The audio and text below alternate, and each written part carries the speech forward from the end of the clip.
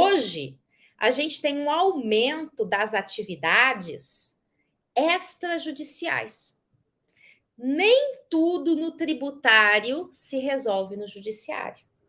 Nem tudo no tributário depende do judiciário. Então, o advogado tributarista, na gestão do passivo tributário, pode se utilizar, inclusive, de meios extrajudiciais, ou seja, sem o judiciário.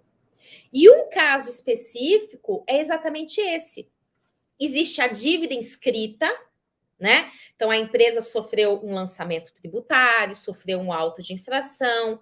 Às vezes, nem é auto de infração, às vezes a própria empresa declarou o tributo, mas não tinha dinheiro para pagar, então não pagou. Então, fica lá a dívida, tá com dívida inscrita. E como ele tem essa dívida inscrita, isso acaba sendo o quê? Aquela faca no pescoço, né? Que a qualquer hora a guilhotina pode vir uma execução a qualquer momento, pode vir um redirecionamento, né? Ele não consegue certidão negativa de débitos, né? E aí ele não consegue empréstimos bancários, dificulta a vida dele.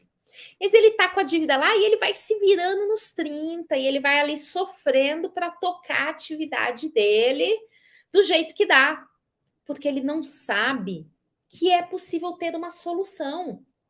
E é aí que entra a primeira atuação do advogado tributarista aí nessa gestão do passivo tributário, que é olhar essa dívida ativa e olhar e falar assim, peraí, vamos dar uma olhada nessa dívida? A primeira coisa, claro, entrar em contato com o cliente, né?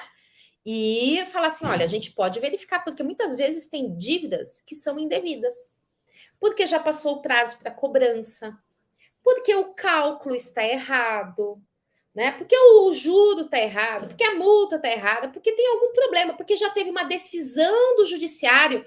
Imagina, às vezes é uma dívida de PIS e COFINS, que está calculado lá com o valor cheio, sendo que a gente tem decisão do STF que é para excluir o ICMS do PIS e COFINS, aquela dívida ia baixar, não é verdade? Então, mas a dívida ativa está lá, porque ninguém foi olhar, porque simplesmente ele acha que aquilo ali não tem solução. Então, a primeira coisa nessa situação é exatamente falar assim, vamos examinar, né? E aí você fecha um contrato, né?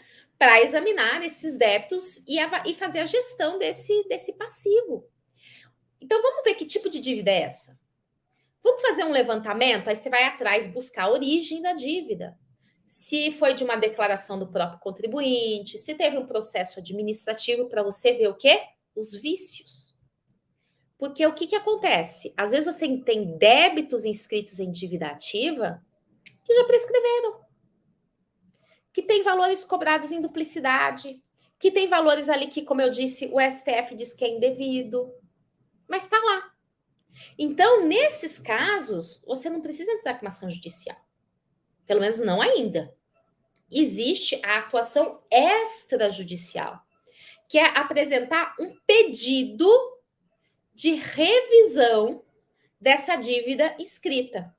Na esfera federal, é chamado de PRDI, Pedido de Revisão da Dívida Inscrita. Mas, vamos falar de estado, vamos falar de município. Em quaisquer estados ou municípios, você pode, é o direito de petição, apresentar para a Procuradoria, né? Procuradoria Federal, da Fazenda Nacional, Procuradoria do Estado, Procuradoria do Município. Você pode apresentar uma petição, né? Junto com a sua explicação, junto com os documentos, de que aquele valor é indevido, né? E por que isso? Porque a função das procuradorias é fazer um controle de legalidade. Se o débito está prescrito e ela vai lá e entra com uma execução fiscal, é só ônus para o próprio poder público, porque você vai apresentar lá seus argumentos na execução fiscal e vai ganhar, né? Se é cobrança em duplicidade, né? E você mostra isso para ela revê efetivamente isso daí, tá? Então, o que eu estou falando não é assim, não, faz o seu pedido que você vai ganhar. Não, o procurador vai examinar, né? E aí, se você mostrar direitinho para ele por que aquilo prescreveu, por que aquilo é inconstitucional, por que que aquele cálculo está errado, né? Você tem essa possibilidade de ter o quê? A revisão da dívida inscrita. Então, começa aí essa gestão do passivo. Se ela ainda não está em execução, se ela está lá na procuradoria ainda em dívida inscrita, você fazer o pedido de revisão dessa dívida, né? Para mostrar que tem equívocos ali, que ela naquele valor não está correto, né? E aí ela pode fazer uma alteração dessa CDA. Ligar na procuradoria também vale? O Gabriel está falando. Vale. Claro que vale, né? Porque, né, é que eu estou falando, por exemplo, aqui de São Paulo, ou de capitais, que normalmente só o ligar, né? Às vezes você não vai conseguir falar com a pessoa, ou ela tem um monte de coisa para fazer, né? Então, é claro que o ligar na procuradoria, você não está formalizando algo. Mas se você conhece o procurador, tem acesso a uma cidade pequena, o procurador atende, fala assim: fulano, poxa vida, eu tô vendo aqui o débito, dívida inscrita número 151 de 2018.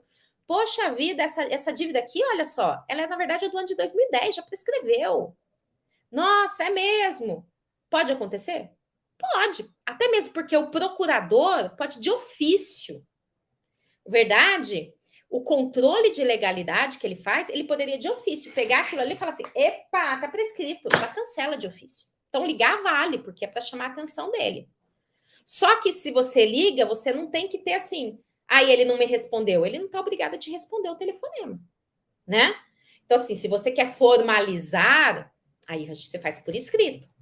Você fez o pedido, que você mostrou, que você juntou os documentos, ele vai ter que te dar uma resposta disso daí, né?